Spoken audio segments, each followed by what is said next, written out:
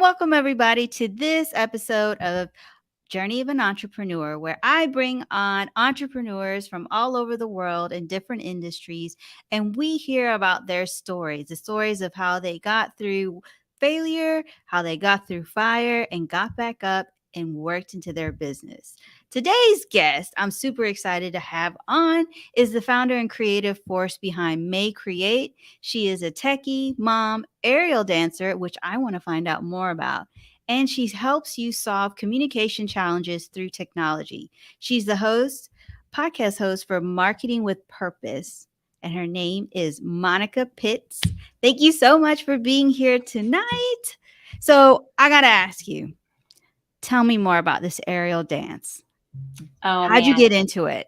Okay. Well, actually, it's kind of a sad story, but my oldest child was like, she had an infection in her teeth and she had to have like 8 teeth removed. And my mom was like, so she had to be like put under and have them like surgically removed. And my mom was like, "Hey, Monica, can I do anything for you?" And I was like, "Yes, actually, you can. You can show up at my house and you can hang out with this kid who's all drugged up because I need a break."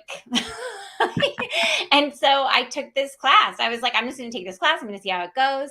And I was instantly in love. It was so amazing. And it's like it's like it's a moving meditation. You have to be present while you're there. You have to you build strength, because if you don't hang on, you fall on your head. And so it's like this marriage of like form and function. It's so fun. I love it. I can't get enough of it. I have a friend who's into aerial yoga, and she's been trying to Mhm. get me into it for years. I'm still a little bit like, okay, I'll come You sometime should soon. go. You should But I go. wanted to ask, because our hobbies actually help us in what we do. Like, it gives Mhm. us those aha moments for our business, our personal life, even relationships at work. So Mhm. what is something that aerial dancing has helped you in your business? One of my favorite examples to use in relativity to that is like the fastest way to get things done on time and on budget is to recycle, right? And so when I'm building a routine, I will recycle different passes that my body remembers. It remembers these things because it's done it, and it can do it without even thinking. And so then I can perform it really easily.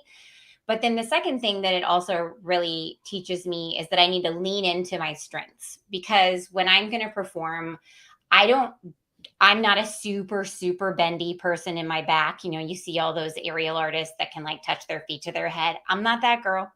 I have one split. Um, but I'm strong and I spin really, really fast. And so when I perform, I lean into the things that I'm comfortable with and that I'm good at.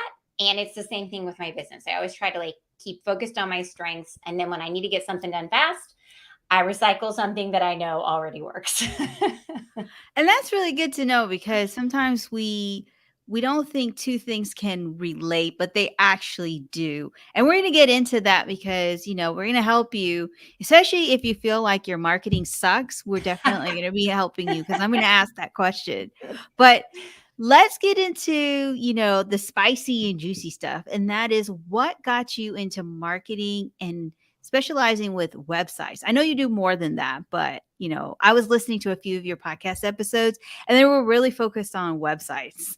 Yes, because that is what we do best. And so we have ventured all over in marketing. We've done everything from print design to presentations, trade show booths, Facebook ads, Google ads, blah, blah, blah, blah. Okay, so all the marketing things. And what it came down to is a few years ago, we were like, why do we even do all these other things? They don't bring us joy. We're not happy about them. We're okay at them, but we were feeling kind of mediocre. And we're like, well, we really do well is websites. And so that is what we focus on is websites. And what brought me into it really was that, I mean, so my mom, when I was in high school, because moms know everything, I was an Aggie. I showed cattle.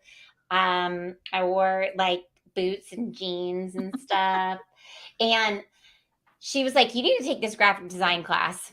And I was like, I don't want to. And she's like, you should really take it. And so I signed up for this graphic design class. And then from there, it was just like this easy thing for me. It was not hard.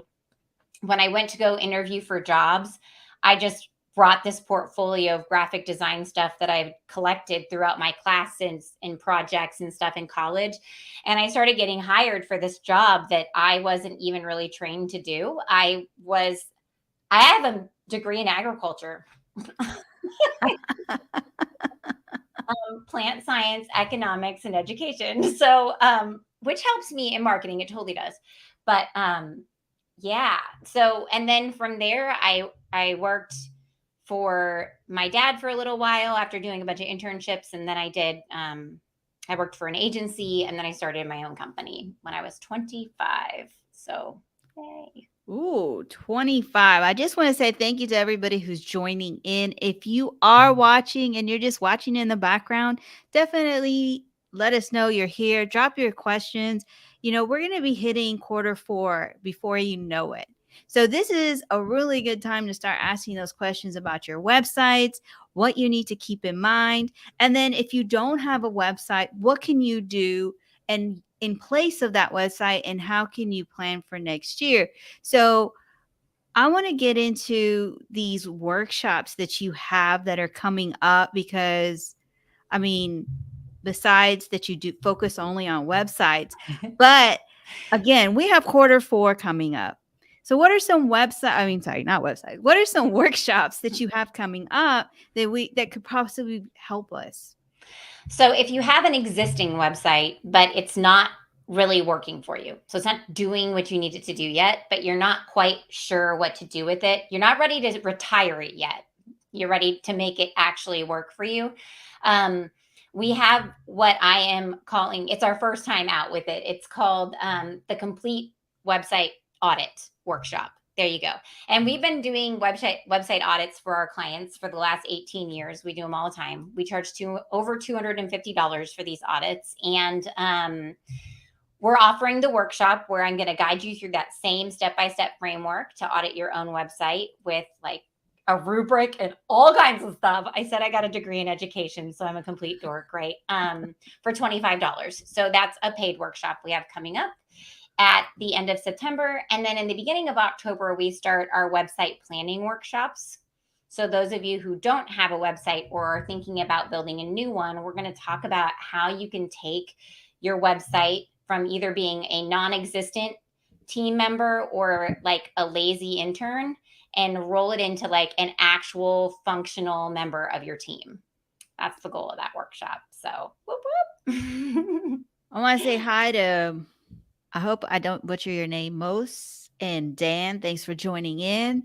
So, okay, look, websites, they're great. I mean, we have LinkedIn, we have Instagram. Why do I need a website? Like, what is that going to do for my business? I love that question. Okay. So here's the deal. You have LinkedIn, you've got Facebook, you've got Instagram, you've got all these things, right? But you don't control any of that. Someone else is the mothership that powers all of those things. So you can build, and I've watched this happen with my clients over the years. They'll build this amazing Facebook following, and they're ranking, or they're showing up organically, and people find them, and they have this great jam going on, and then suddenly Facebook changes everything. And so then what do? Right? Hopefully you have another way that you can communicate with people, right? Hopefully you have an email list because that's something that's static that you can use all the time. But then also you've got your website. And on your website, you have the opportunity to really control that environment. I like to call it your marketing home. That's what I consider your website, because you get to decide how you show up on your website. You're not going to get like buried underneath everybody else's messaging. It's always there. It's up 24/7. And I mean, so it's yours. You own it. And that, I think, is what makes a website so much more powerful, and why I really do feel that like most businesses still they need one. Like there's a few examples where you don't need one, but I'm going to say pretty much everybody needs one. These are really good examples of why you should have a website, because we don't own LinkedIn. Tomorrow, LinkedIn can be, which happened, I think it was in 2022, where Instagram and Facebook went, well, at least I remember Instagram went down for hours. And so we were all saying we have a presence on LinkedIn. But again, if you don't have an email list, you don't have somewhere for your people to go, your community, like you can stream on a website. Mhm. So what are ways that I can start building people to go to my website? Like, how can I make my marketing not suck?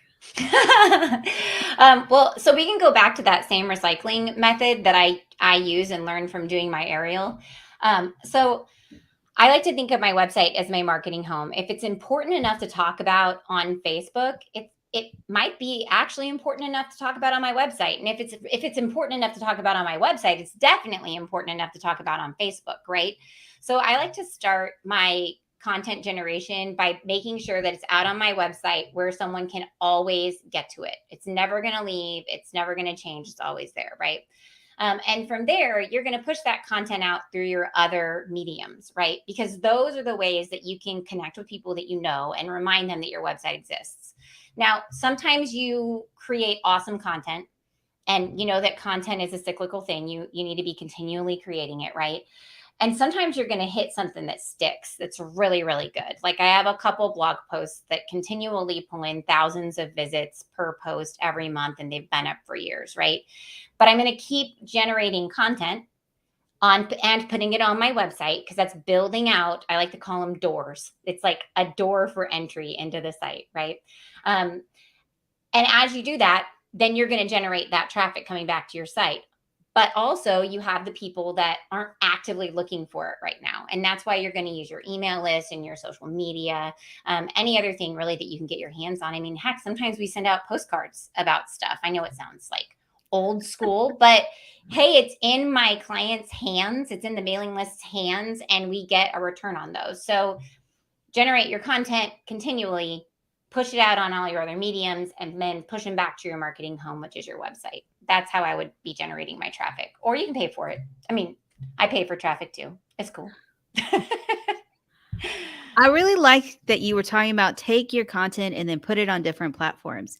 So you have a podcast called Marketing with Purpose. And if you go to the show description, she says you can get the transcript and there's a link and it goes back to her website, which I think is super genius, because now you're taking something. If someone happens to not be in, that doesn't even know who you are, but they were looking for something, they came to your episode, they go to your website, then there's all these blog posts.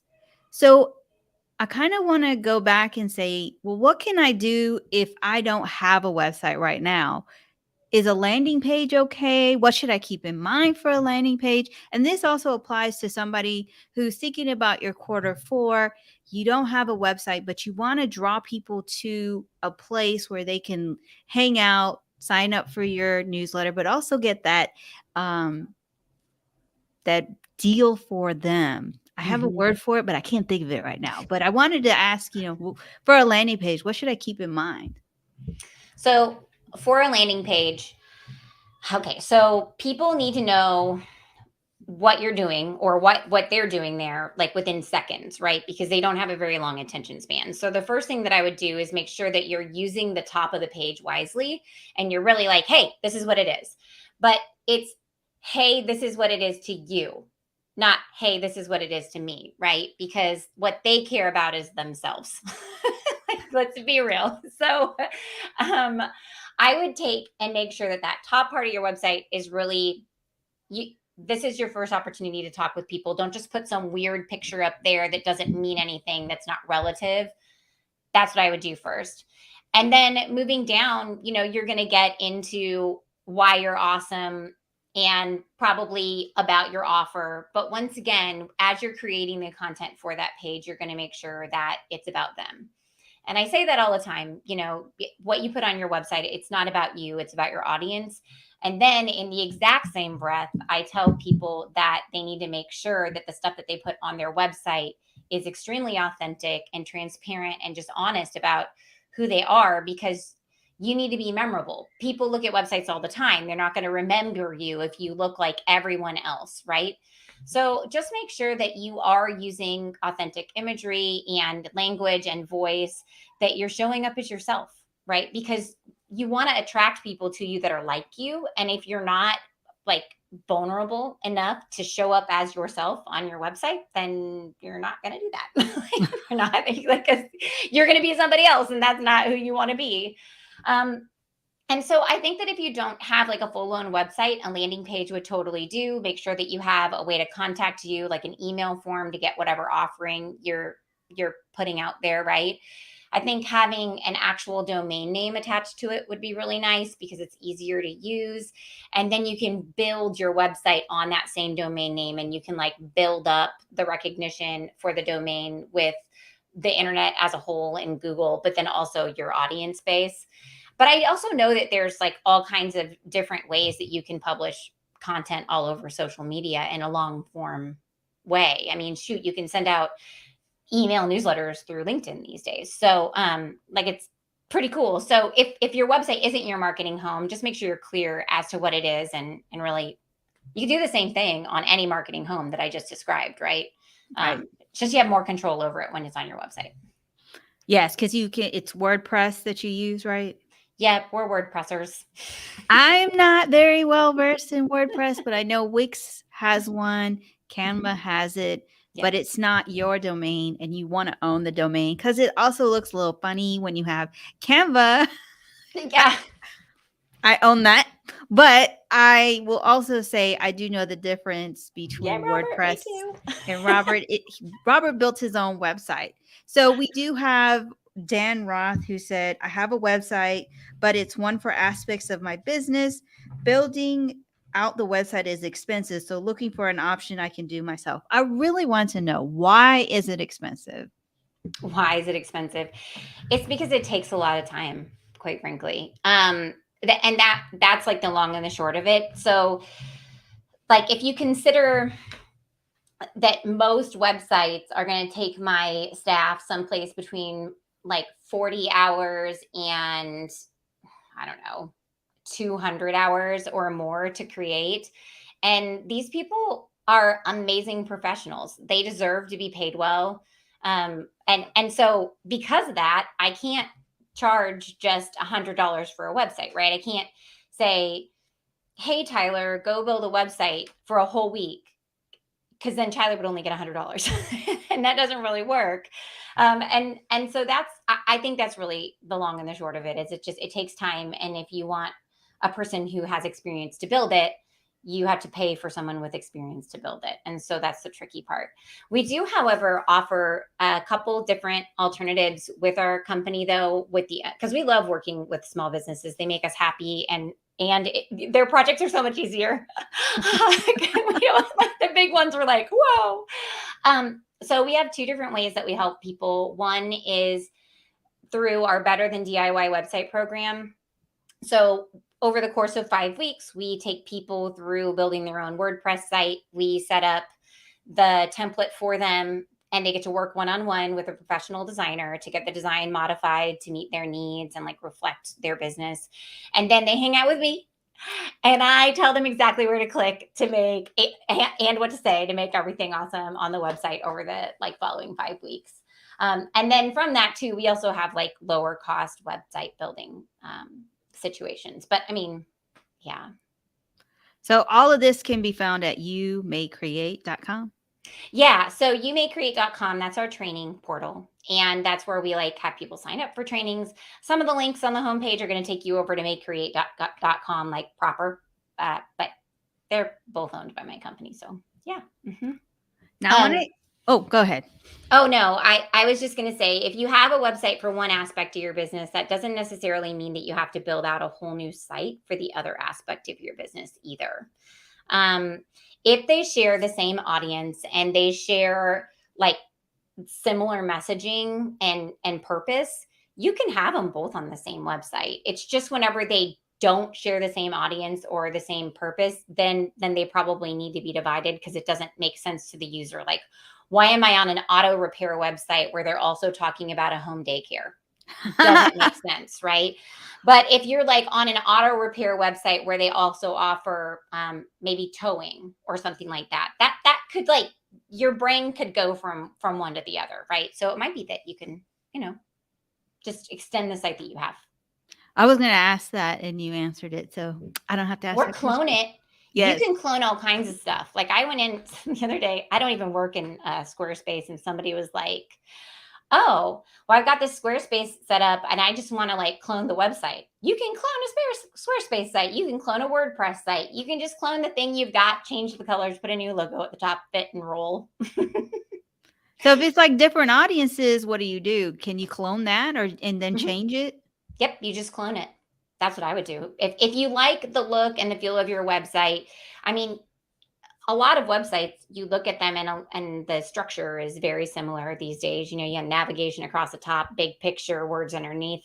So just imagine it, different colors, different logo, different fonts, different pictures. It feels like a different site, right? And so you could take something that you already know how to use, that you've already mastered, and just clone it.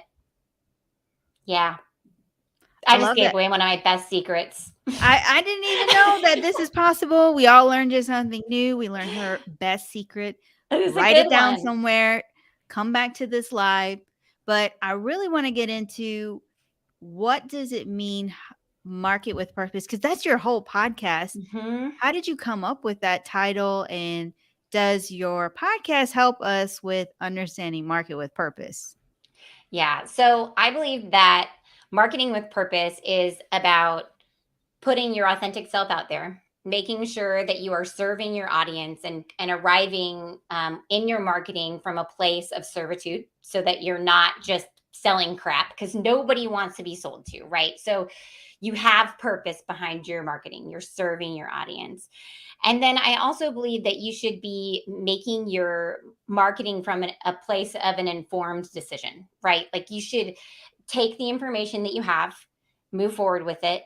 There's times in in my day, even not just in my life, where I'm like, okay, I cannot consume any more ideas or information. Like I have to take the things that I have now and do something with them.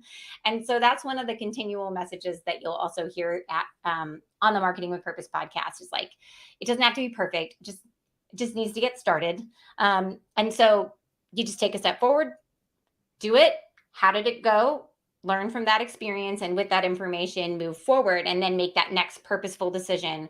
But once again, always from that like that seat of servitude, knowing that what you're doing is trying to help other people, and then you're marketing with purpose. Because I was thinking that when you think, because you talked about being your authentic self, I hear that and I'm like, what does being authentic self mean to you? And then marketing with purpose, I was just thinking, well, if I'm creating this piece of content, then I need to be clear on who am I speaking to, because I don't want a piece of content that's talking to 3 different people when I should just focus on one. But I Amen. do want to I do want to come back to, what does being your authentic self mean? We hear it so much, but I would love to hear from you. How do you help your clients understand that? So what I try to do is, well, I just listen to the way that they talk. That's a big thing. Like I can learn a lot about somebody just listening to key phrases that they use. But then also, it's about understanding your core values and the core values of the people that you serve, and then finding the spot where they interact. I'm sorry, overlap. And that's like your marketing sweet spot, right? Because then you can connect with people that believe in the same things that you believe in, that that you're going to want to hang out with, right? Because when you're serving people, you want to love them. You don't want to be like, oh, I don't want to do this project with this person. um, so when I say be your authentic self, I mean, don't be afraid to be you. There's things that really make you tick, that make you excited, and do that. And there's people who like cuss on their website. Okay, cool. That's them. That's what they do. I love it. Like, I don't cuss on my website, but you can cuss on yours. There's a guy in my hometown who runs a taxi company. And on the back of all of his taxis, he has this little emblem and it says powered by God. And I like it. I like that he is authentic to himself. He's like, this is me. This is my company. This is what I do. And so at MayeCreate, we're authentic to ourselves by just being as snarky and as weird as we always are, right? All over the website. Like, if you go over to MayeCreate.com, you're going to see things like, if you think your website sucks, so does everybody else. Um, or, yeah, or 1998 called, they want their website back. And it's great because once we started embracing that type of messaging, we have people stop by like our trade show booth at an event, and they're like, ha ha ha, and they stop and they have a conversation, and they go pull their boss and they're like, that's what our website's doing right now. And then I'm like, yes, this is what it was supposed to do, right? So if you show up in your marketing looking and acting like everyone else, then you just put yourself in the bucket with everyone else. And people want to connect with you because you're you, not because you're everyone else, or else they would never ever found you. They wouldn't have kept looking, right? So that's what I mean. I love that because you have a voice and you want to use that voice, but then you think, well, I don't get all of the likes. I don't get all the reshares. I don't get all of the comments. Who cares? There's people, the people who actually work with you are people who never comment, never interact, show up to your live shows, watch you for so long, and they just come out of nowhere and say, I want to work with you. Mm-hmm. And they talk about some post that maybe got 3 likes, but it was the one post that converted them to say, I want to work with you. Mm-hmm. So what we're going to do now is we're going to end this conversation and we're going to head over to Instagram. So we're asking you to come and join us because that's where we're going to continue to learn more about Monica. But I just want to say thank you to everybody who joined in on the live or the replay. And definitely, if you have questions, you can connect with Monica on all of the socials, which is under MayeCreate, or you could just go to the website. Make sure you tell her that you saw her on this live show. But guess what, guys? I've got something else that I'm working on. It's kind of called like a podcast. Yay! Finally, after 3 years. And so this will turn into a podcast episode. If you're on my mailing list, you know about it. But if you're not, I'll make sure to drop the link. You also get a free ebook that tells you how to go live. So I'm not just giving you, just garbage. There's something that comes with it. But I want to say thank you to everybody. So we're going to go there now. And until my next live, which is next week with an amazing guest as always. Bye, everybody. Bye.